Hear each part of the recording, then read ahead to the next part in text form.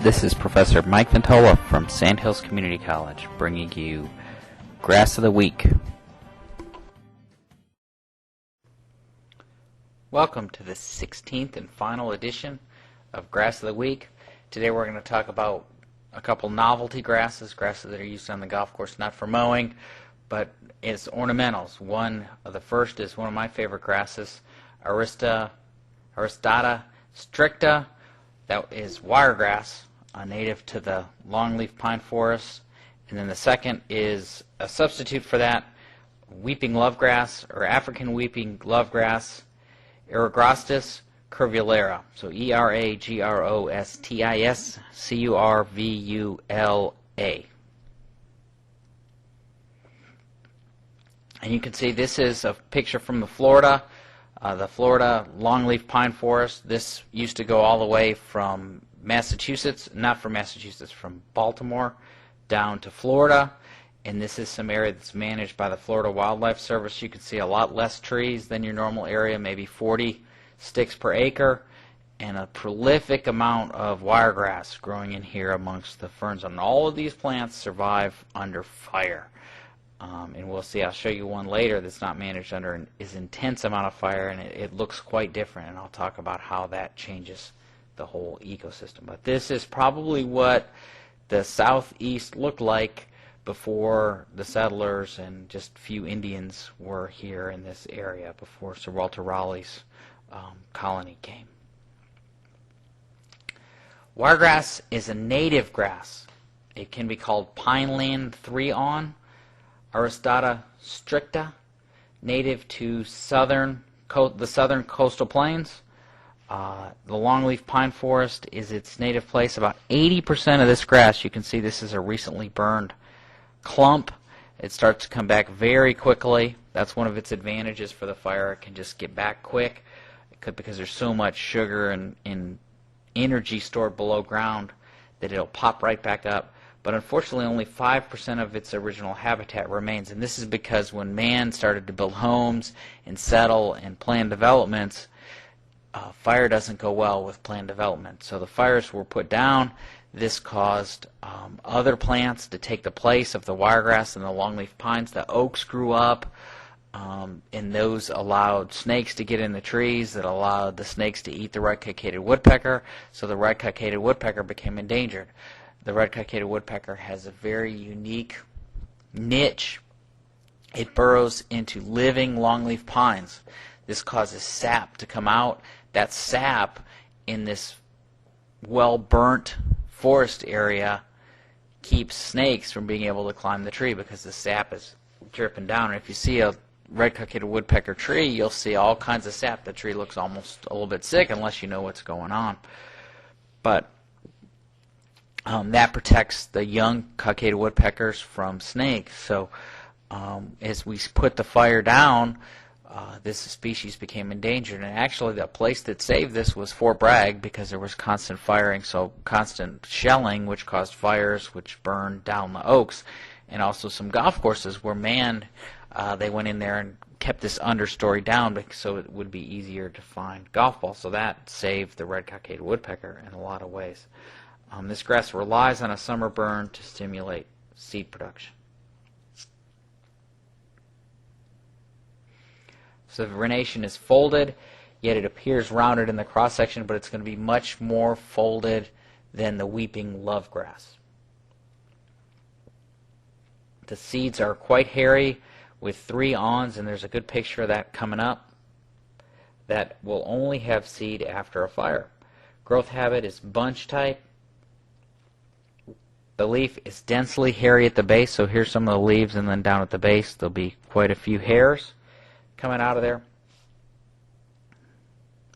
The collar is hairy, so it's a typical warm season grass. And the leaf can reach 48 centimeters in length, so this is much larger than your normal mowed turf grass. This is an accent grass, a native grass. It can be quite beautiful in its native environment. Here's a picture of it growing up in an area, and you can see the seed head looks like it is hairy. The seeds look hairy, and that's the awns on those seeds. And there's a close-up so you can see that each seed has 3 awns coming off it, and that gives it almost a barbed wire appearance, and that might be why it's called wiregrass. Looking into this, it can be clumpy. It can be hard to tell from looking here whether this is wiregrass or weeping lovegrass, but when you look closer and grab it, it'll be more folded. It will look more like the native longleaf pine. The native longleaf pine is unique, and it takes a while. It sits in what we call the bottle brush stage till it gets up enough energy to shoot up into the air. So just passing by, you might not be able to tell the difference. Of getting down and feeling the plant, you'll see quite a difference. Here's an area that's managed on Sandhills Community College. There's a little too many large oaks in there. There's some broom sedge, so there's some other plants starting to come in. But if we were to get a good fire through here and just keep the native longleafs, we would start to create some habitat for the red cockaded woodpecker.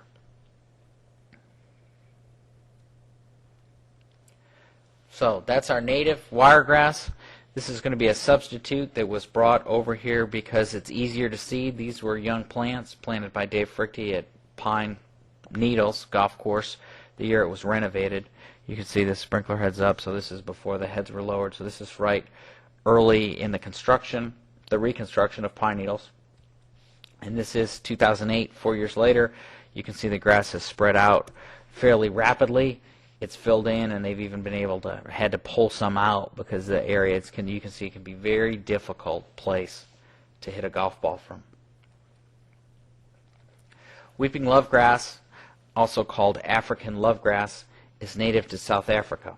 It's a very prolific seed producer, probably why it was brought here in the first place. In the 50s, when Diamond Head owned Pinehurst, they started to plant quite a bit of weeping lovegrass, and then when Club Corps came back in, they started to eradicate it and put wiregrass back in. So there's a back and forth. Pine Needles has used a lot of weeping lovegrass. Originally, this grass was used for fodder. There's a great vocabulary word. That's coarse food for livestock. So in Africa, it's used to feed the cows there. It's a very drought-resistant grass, which makes sense if a grass is from Africa, just like the Bermuda grass that we talked about earlier. That's a very drought-resistant grass. It might not produce a lot of biomass in a drought, but it's going to survive and come back. One of the little troubles with this, it has variable morphology throughout the region. That means it looks a little bit different as we go latitude to longitude, particularly in the seed, and I'll show you some examples of that. Here's seed on the left. This seed was probably bred in Africa to be seed. So you can see there's many more seed heads. And this is one taken recently off a golf course in the Pinehurst area. Not as many seeds, but it is the same type of grass and is very different than the 3-on spiky barbed wire panicle. Or not even a panicle. This is a panicle. That is a spike on the wiregrass. Looking closer, you'll see these seed heads coming up. They'll produce quite a bit of seed. You can see it's much denser. There's a lot more biomass above the ground. It's much more difficult to find a golf ball in this than in wiregrass. And just go back and forth. So here's our wiregrass native savanna, back to that thick weeping lovegrass.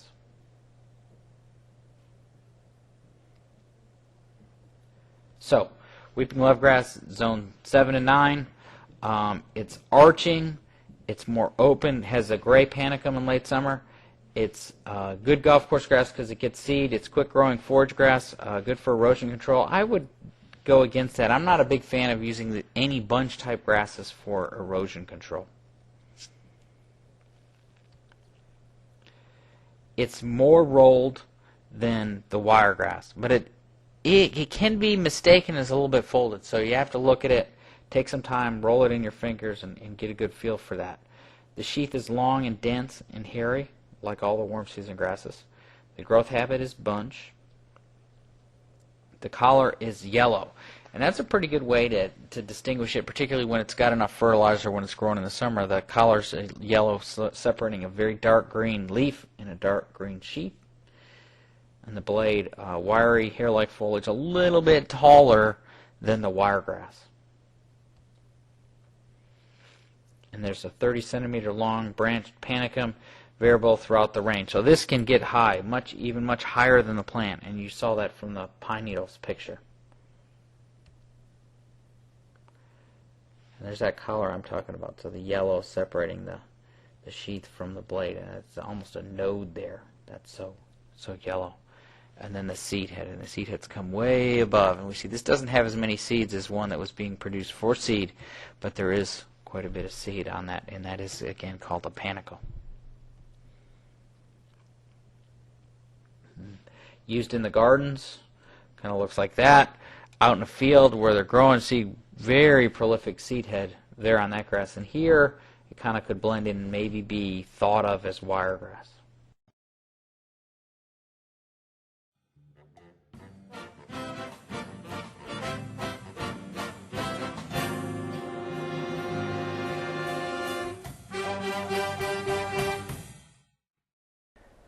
The Grass of the Week music is the Sand Hills Community College Jazz Band, directed by Tim Haley.